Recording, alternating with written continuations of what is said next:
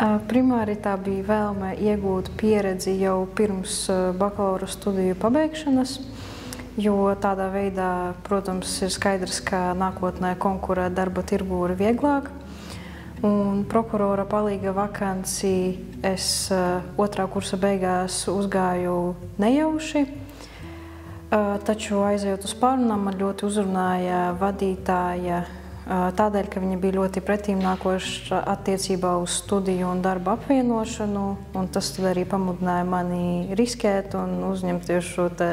varbūt grūtāku laika posmu un atbildību, kad to apvieno abus kopā.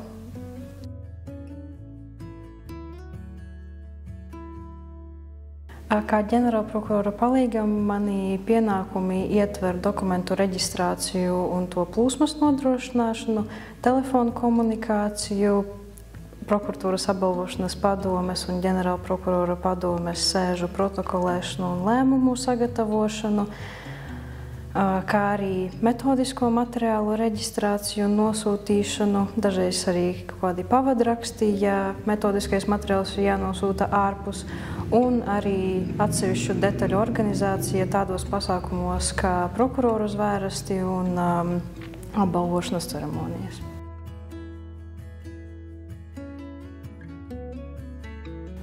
Es teiktu, ka tādēļ, ka pēc dabas es esmu izteiktākais introverts, tad tieši šajā darbā man vislielāko stresu sākotnēji sagādāja telefona komunikācija. Tomēr es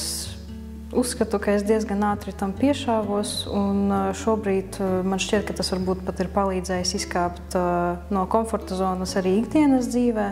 un noteikti tas arī vēl vairāk nostiprināja manu pacietību, un es iemācījos individuālāku pieeju katram cilvēkam atsevišķi.